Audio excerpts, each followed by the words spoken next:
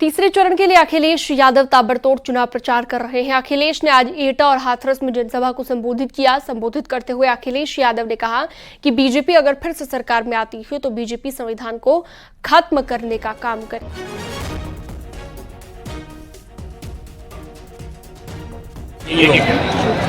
लेकिन हाथरस को सबसे ज्यादा बदनामी अगर किसी ने दी तो इतनी बदनामी हाथरस की कभी नहीं हुई होगी देश में और दुनिया में। जो बदनामी भारतीय जनता पार्टी ने दी, हाथरस कांड की वही कांड, बदनामी और जिस तरह से अपमान हुआ यहाँ पर, उसके खिलाफ यहाँ मतदान करेंगे लोग।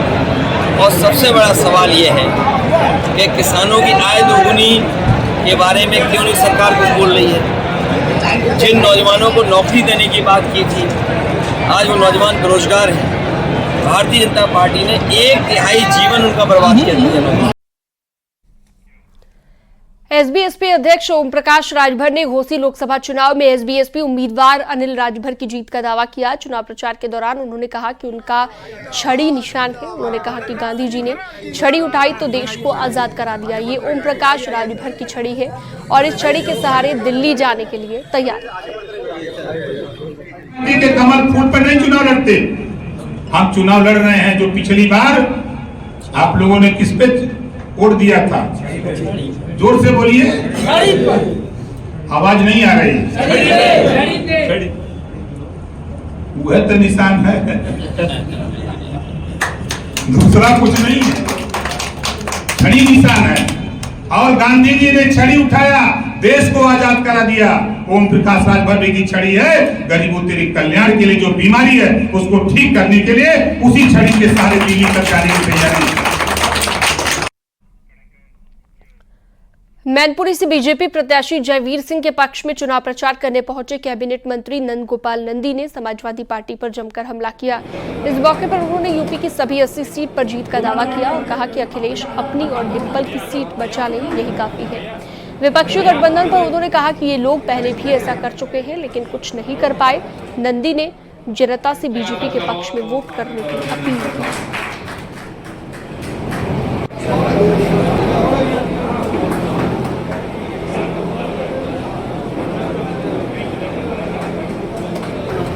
अपनी सीट बचा लें, अपनी वाइफ की सीट बचा लें, इसी में इतनी मशक्क़त करनी पड़ रही है कि तमाम परिवार के लोगों को लगाना पड़ रहा है।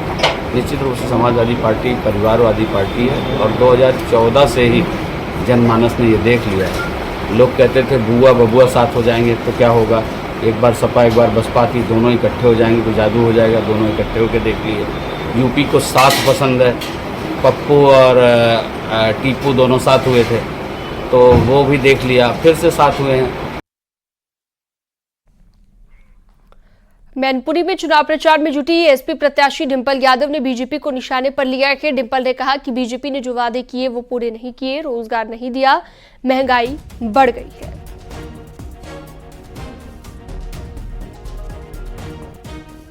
जितने भी बयान आ रहे हैं वरिष्ठ नेताओं के, ये बहुत आश्चर्यजनक नहीं है। जब जब चुनाव आते हैं इस तरह की भाषा में बदलाव आता है और जो सनातन धर्म और की बात करते हैं, मैं समझती हूँ उन लोगों के मुख से ऐसी बातें अच्छी नहीं लगती हैं। तो जो सनातन धर्म का जो स्वभाव है, अगर ये लोग समझेंगे तो आप जानेंगे कि कोई भी अलग नहीं है, हम सब एक ही हैं। और इस तरह की बातें लगातार जो चुनाव में उठाई जा रही हैं, मैं समझती हूँ क्योंकि ये लोग नाकामयाब रहे हैं पूरी तरह से अपने जो मैनिफेस्टो में। और वक्त एक बहुत छोटे से ब्रेक का है, लेकिन उससे पहले आपको बता दें कि लोकसभा चुनाव के बीच न्यूज 18 पर प्रधानमंत्री नरेंद्र मोदी का सबसे धमाकेदार इंटरव्यू हुआ है।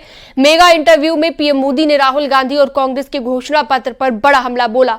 अपने इंटरव्यू में प्रधानमंत्री नरेंद्र मोदी ने हर सवाल का बेबाक जवाब दिया। पीएम मोदी का पूरा इंटरव्यू देखिए आज रात 9 बजे सिर्फ न्यूज 18 उत्तर प्रदेश उत्तराखंड पर।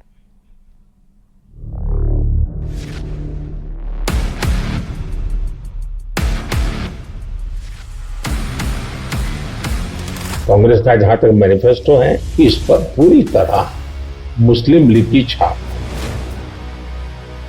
अगर ईडी सीबीआई से चुनाव जीते जाते तो ईडी सीबीआई का काम तो इतने सालों तक कांग्रेस ने किया है। आज उत्तर प्रदेश की और देश का हाल ऐसा है कि बड़े बड़े नेता लोकसभा के मैदान से भाग रहे हैं, राज्यसभा का रास्ता खोज रहे हैं। एक भी केस ड्रॉप नहीं किया गया। जो अदालत कहेगी वही होगा। अब मुझे देश को तीसरी आर्थिक महाशक्ति बनाना है।